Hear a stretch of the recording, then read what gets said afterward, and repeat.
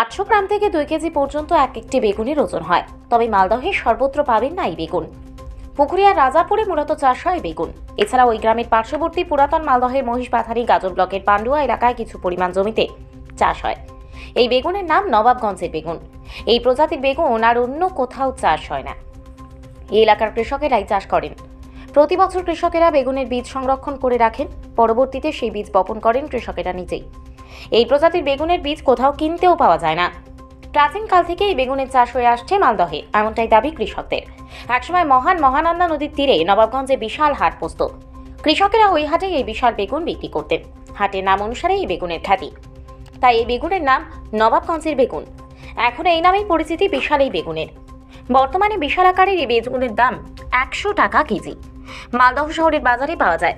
একটি বেগুনের ওজন অনেক, আবার দামও বেশি, তাই সাধারণ মানুষের স্বার্থের বাইরে এই বেগুন। মালদহ জেলায় উদ্যান পালন দপ্তর সূত্রে জানা গিয়েছে, মালদহ জেলার 3টি ব্লকের বেশ কিছু গ্রাম মিলিয়ে প্রায় 200 বিঘা জমিতে এই বেগুন বর্তমানে চাষ হচ্ছে। বেগুন নামে পরিচিত। মানুষ কি বলে?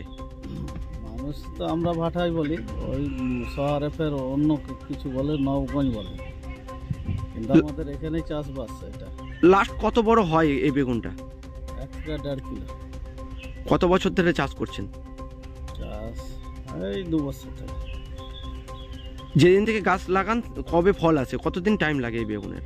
বেগুনের টাইম 2 মাস পরে ফল আসে, 2 থেকে 2.5 মাস পরে ফল আসে। এখানে কতজন চাষ করে এরকম? এরকম চাষি এখানে মোটামুটি 20 জন আছে। কি চাইছেন? সরকারের কোনো অনুদান? সরকারি অনুদান হলে ভালো হবে। আপনার নাম? লাল মোহাম্মদ। মালদা জেলার বালিয়া নবাবগঞ্জ তথা আশাপুরের যে বেগুন, সেই বেগুন ইতিমধ্যে আমাদের পশ্চিমবঙ্গ পেরিয়ে সারা দেশে বাজারজাতকরণ শুরু হয়েছে।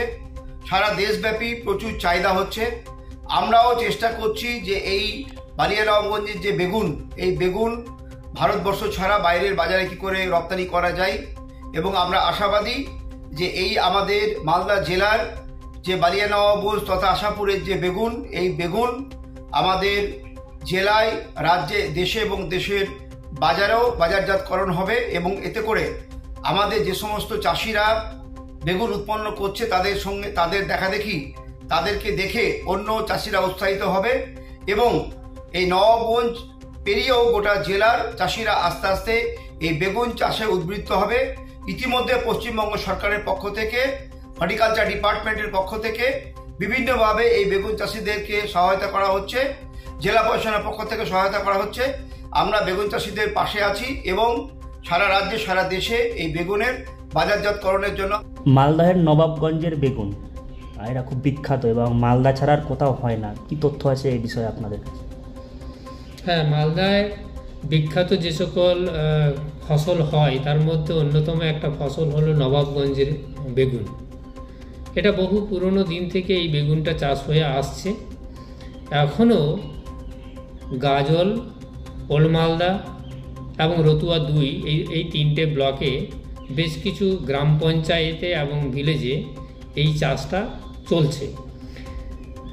এখনও পর্যন্ত আমাদের কাছে যা রেকর্ড আছে, প্রায় 200 বিঘার মতো জায়গা জুড়ে এই চাষ হয়, এবং মূলত এই বেগুনটা শীতকালে হয়, এবং সাইজে এটা খুবই বড়, প্রায় 800 থেকে 2 কেজি পর্যন্ত এই বেগুনের ওজন হয়, এবং বেগুনের মধ্যে 300 থেকে 450 সংখ্যক বীজ থাকে, যার ওজন প্রায় 50 গ্রামের মতো বীজের, এবং কৃষকরা সাধারণত এই বেগুনটা নিজেরাই বিচন সংরক্ষণ করে পরবর্তী বছরের জন্য রেখে দেয়, এবং বছরের পর বছর এই বেগুন চাষ করে আসছে।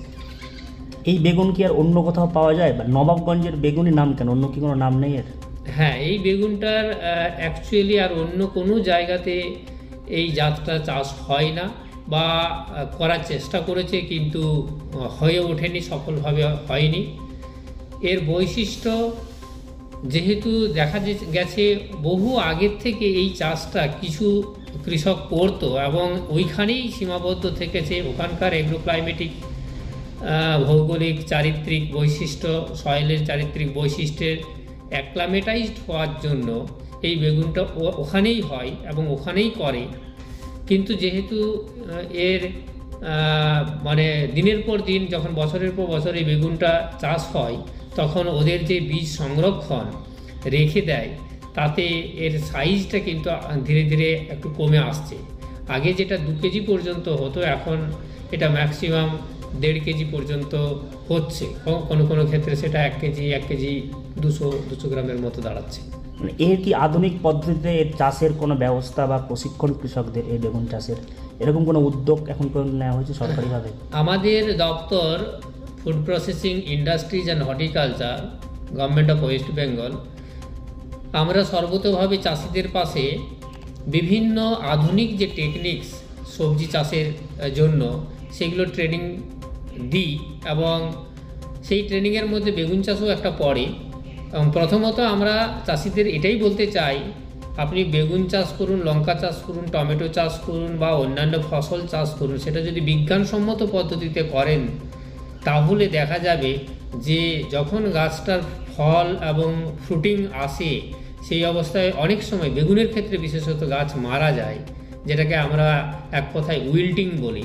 এইগুলো হবে না যদি আমরা ওই বিচনটা বা বীজটা শোধন করে নিই। অর্থাৎ আমরা ছোট ছোট ছেলে মেয়েদের যেমন টিকাকরণ করি, সিমিলারলি ওই বিচনটাকে যদি সঠিক কেমিক্যালস দিয়ে আমরা শোধন করে নিতে পারি, তারপরে যদি বিচনটা বীজতলাতে ফেলি এবং চারাটা তৈরি করি, তাহলে সেই চারাটা অনেক হেলদি হবে এবং তার থেকে যে বড়